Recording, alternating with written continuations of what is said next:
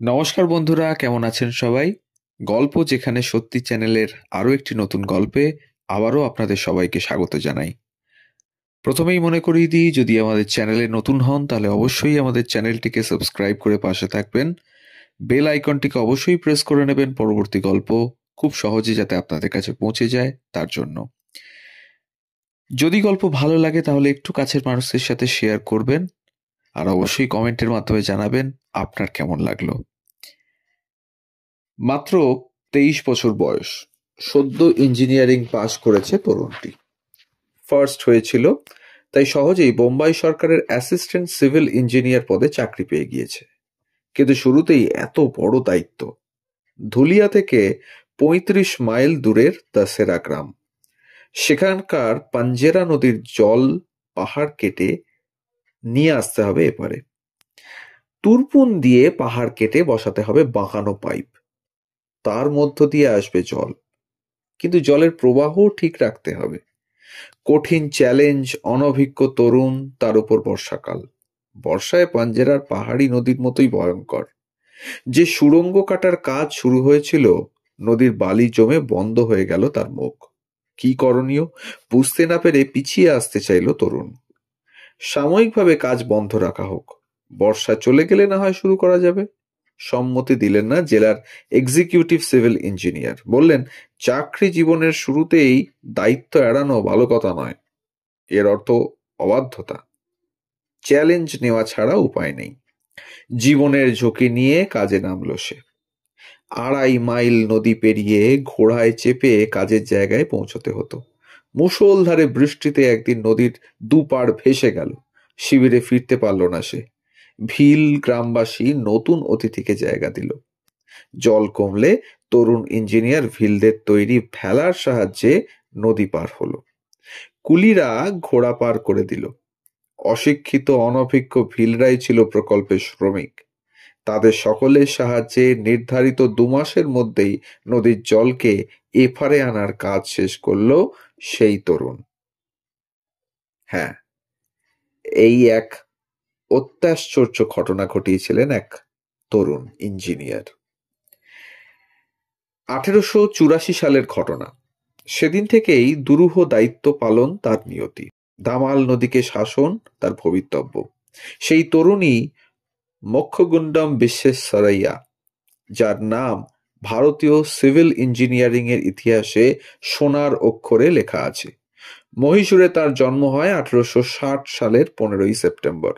এই দিনটি তার সম্মানেই ভারত জাতীয় ইঞ্জিনিয়ার দিবস নামেও পরিচিত।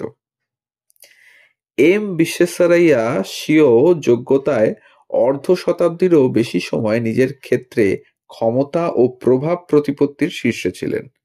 তার সৃষ্টিশীলতা দিয়ে তিনি দেশকে নতুন করে নির্মাণও করেছিলেন। তাকে মহাত্মা গান্ধীও শ্রদ্ধা করতেন। লড়াকু মানসিকতার ইঞ্জিনিয়ার ছিলেন এম বিশ্বেশ্বরাইয়া। বোম্বাই প্রেসিডেন্সির অন্তর্গত সিন্ধু প্রদেশের সাক্কুর জেলায় সাক্কুর পৌরসভার জল সরবরাহের প্রকল্প তৈরির কাজ ঠিকমতো চলছিল না। আগে এ কাজের দায়িত্বে ছিলেন একজন ইংরেজ। সেখানকার আবহাওয়া ছিল চরম প্রকৃতির, হয় খুব গরম, না হয় খুব ঠান্ডা। প্রতিকূল আবহাওয়ার জন্য সাহেব কাজ ছেড়ে দিতে বাধ্য হন। জেলার এক্সিকিউটিভ সিভিল ইঞ্জিনিয়ার এই কাজের জন্য বিশ্বেশ্বরাইয়ার নাম সুপারিশ করেন। কাজটি বিশ্বেশ্বরাইয়াকে আকৃষ্ট করে। তিনি দায়িত্ব গ্রহণ করেন। সিন্ধু নদ থেকে সাক্কুরে পানীয় জল সরবরাহের প্রকল্প তৈরি হলো। সাক্কুর পৌরসভা ও সরকার উভয়ই তা অনুমোদন করল। নদী থেকে পাম্প করে জল পরিশ্রুত করে নিকটবর্তী পাহাড়ের চূড়োয় পাইপের মাধ্যমে পাঠাতে হবে। কিন্তু শোধনাগার তৈরি করার মতো আর্থিক সঙ্গতি পৌরসভার ছিল না। বিশ্বেশ্বরাইয়া উদ্ভাবনী শক্তি দিয়ে সমাধান করলেন সেই সমস্যা। মুসা নদীতে খাল কেটে পুনে ও সংলগ্ন সামরিক অঞ্চল কারকিতে জল সরবরাহ করা হতো। খালের জল ফিপে হ্রদে সঞ্চিত হতো। সেখান থেকে পরিশ্রুত জল দেওয়া হতো কারকি অঞ্চলে, আর অপরিশ্রুত জল পাঠানো হতো পুনেতে। শহরের ক্রমবর্ধমান প্রয়োজনের তুলনায় সঞ্চিত জল খুবই কম। গ্রীষ্মে হ্রদটি শুকিয়ে যেত আর বর্ষায় দুকুল ভাসিয়ে দিত। চারপাশে উঁচু দেওয়াল দিয়ে জল আটকানো ছিল ব্যয় সাপেক্ষ এবং জল ছাড়ার চাপে দেওয়ালও ভেঙে পড়ার আশঙ্কা ছিল। বিশ্বেশ্বরাইয়া এই সমস্যার সমাধান করলেন। তিনি একটি স্বয়ংক্রিয় দরজার নকশা করলেন, যার দ্বারা জল সঞ্চয়ের পরিমাণ বাড়ানো যাবে। খাদকভাসলায় ফিপে হ্রদের বাঁধে তিনি এই দরজা বসালেন। হায়দ্রাবাদ শহরে নিয়মিত বন্যার হাত থেকে রক্ষা করার জন্য বিশেষ ভূমিকা নিয়েছিল বিশ্বেশ্বরাইয়া। মুসি ও এসি দুই যমজ নদীর তীরে হায়দ্রাবাদ অবস্থিত। হায়দ্রাবাদ শহরের মধ্যে দিয়ে মুসি প্রবাহিত। নদীকে মাঝখানে রেখে দুধারে শহর গড়ে উঠেছে। নদীটি খুব বড় নয়, কিন্তু বর্ষাকালে মারাত্মক। প্রতি বছরই এ কারণে বিপর্যয় ঘটে, কিন্তু 1908 সালে বন্যা সবচেয়ে বেশি ভয়ঙ্কর আকারে দেখা দেয়। এই দিনেই 12 ইঞ্চি থেকে 18 ইঞ্চি বৃষ্টি হয়। প্রতিদিনই এই ঘটনা ঘটতে থাকে। বর্ষাকালে নদীর প্লাবন শহরের ব্যাপক ক্ষয়ক্ষতিও করে। তাই হায়দ্রাবাদ রাজ্য সরকার বন্যার প্রতিকারের জন্য বিশ্বেশ্বরাইয়াকে এবং তাকে সাহায্য করার জন্য কয়েকজন ইঞ্জিনিয়ার ও আর্কিটেক্টকে নিয়োগ করেন।